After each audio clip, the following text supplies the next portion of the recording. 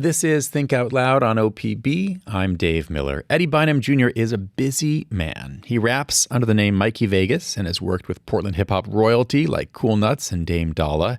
He's active in nonprofit work and community efforts, including Rose City Jam, a monthly basketball night for youth in partnership with the Blazers Boys and Girls Club. And he is a restaurateur, one of the driving forces behind the Portland Trap Kitchen food truck turned brick and mortar restaurant.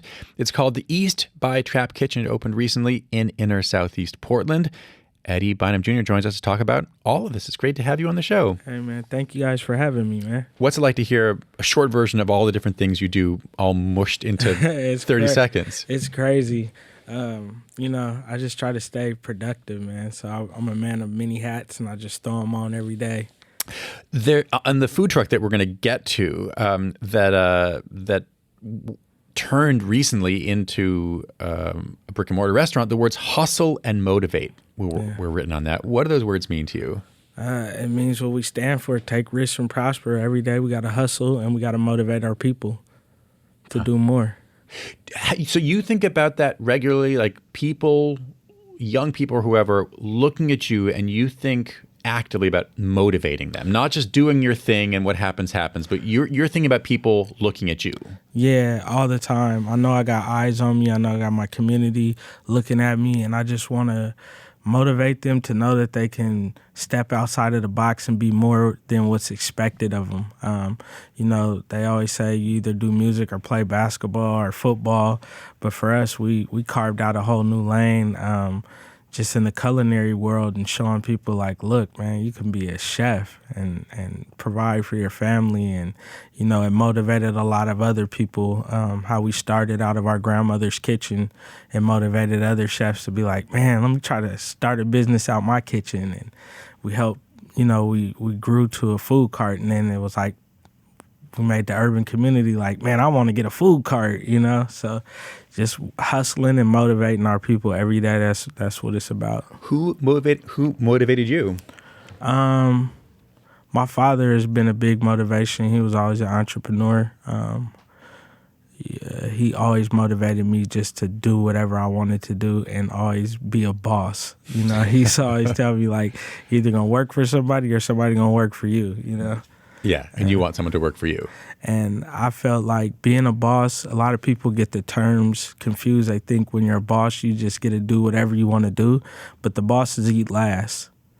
We have to sacrifice for everybody else to be able to make something happen. And I just like being in control of helping people progress and get forward in life. So it's not to come work for me so I can make all this money. It's like, no, I want to help people become bigger than what they are.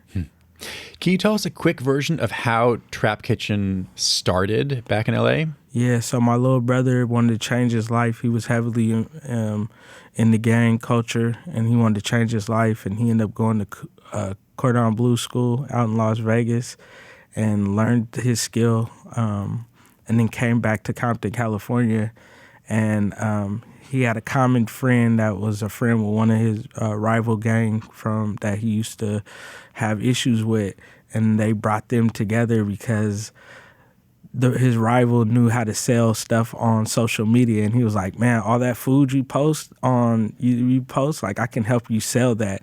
Like, there's this platform called Instagram, and we can come together and sell these plates. And they end up joining forces, and then, it caused the neighborhoods to start coming together because they would throw parties with this food that you can get. And then Snoop Dogg heard about it, and he was like, there's no way, it's the Blood and the Crip working together. And then he seen it, and it just changed the whole culture of Compton, California, like Bloods and Crips coming together. And it just showed our people that were involved in gang culture that, like, man, it's bigger than just, like, these colors. It's about our, us as a whole, like, moving forward. And how did it go from that food cart that became a sort of celebrity caterer world, but all in LA? How did that come to Portland? Well, a lot of people failed to realize it was happening at the same time. So as my little brother was selling plates out of his grandma's kitchen in Compton, California, he would come up to Portland and he would sell plates out of our grandma's kitchen up here on 11th and Ainsworth. So people would see lines coming out our grandma's house. They were just like, what's going on?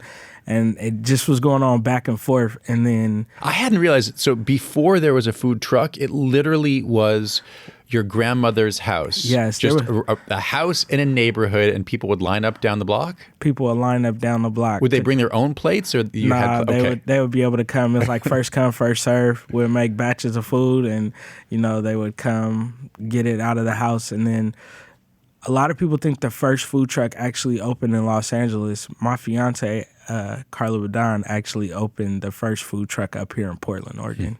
With my little brother. Set the record straight. Yeah, so she was the driving force behind doing the food truck. She was like, you guys got to get out of cooking in your kitchen. Like, this is what we're going to do.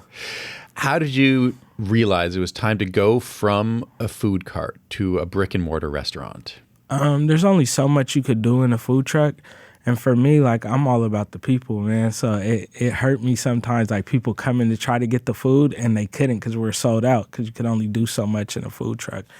And like I told you, the whole hustle and motivate, we're always trying to elevate the experience of what we do. So we're putting out cookbooks. We have a lot of, we put out a cookbook with Snoop Dogg. That's 50 different macaroni and cheese recipes from around the world.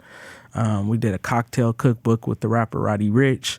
And so we just wanted something that, like, we can have all of this stuff in. Like, we wanted to be able to have cocktails, our food, create an experience that we feel like people haven't really got to get in Portland, Oregon. That's like a Black-owned restaurant for our people that we can come. You could dress up nice. It's an elevated experience in there. If you're just tuning in, we're talking right now with restaurateur, community activist, and rapper Eddie Bynum Jr. What were the challenges of going from a food truck to a brick and mortar restaurant? There were a lot of challenges. We just jumped into it. We had, opportunity with a great person that was like, they had a space for us to do it, and they believed so much in us. They're like, you guys can do this. Like, so we just jumped into it, and from our grandmother's kitchen to where we're at now, we always that's what TRAP stands for, take risks and prosper. So we just went head on in. It took us about 2 years to build out this concept. Just the menu, the staffing, the way we wanted people to be able to come in and experience it. So there were a lot of moving pieces to it. You mentioned staffing. I've read that a lot of the people that you have hired are formerly incarcerated. Is that true? Yeah, that's how our brand started. Mm-hmm. We're all about taking second chances. So, people that were homeless, people that were just coming out of incarceration, people that been through all types of different ups and downs, and our stories are all about overcoming adversity. So we like to hire people from all around. We give people a chance. So it's like we don't do too much of an extensive background into you and say, oh, you have this on you, you can't work here. We're all about giving people a chance. Well, so what do you look for? I mean, how do you decide someone's going to be a good fit to hire, just in general? Work ethic, once you actually get in there, to see how you work with the team. In other words, so you give them a second chance, but then it's up to them to prove themselves. Yeah, you have to prove yourself once you get up in here. You can't just be a slouch, you know. But we look into what they've been through. We try to look them in the eye and see how serious they are about what they want to do. Do you feel like you're a good judge of character? Yeah, I feel like I am. Okay. I just people gravitate to me, and I'm always able to be like, okay, let's give this guy a shot, or this lady a shot. A lot of times it's their stories that motivate me. Just like our stories motivate them to come even apply with us. It's their stories that just motivate me, man, we got to give this guy a shot. You're in an interesting part of inner Southeast Portland, or it's an interesting time for the particular neighborhood where you are in inner Southeast Portland. What's happening there, and how do you think it could change in the coming years? There's a lot of stuff coming over there, new venues opening, but you still have the houseless stuff going on over there. With us, we always like to stay deeply rooted to the community. So it's like our approach, like when we first were building the restaurant, there would be tent city over there and there'd be a lot of stuff going on. And then once we opened it, like as we were building it, we were building a rapport with them. Like, hey man, we're opening a restaurant. This is what we do.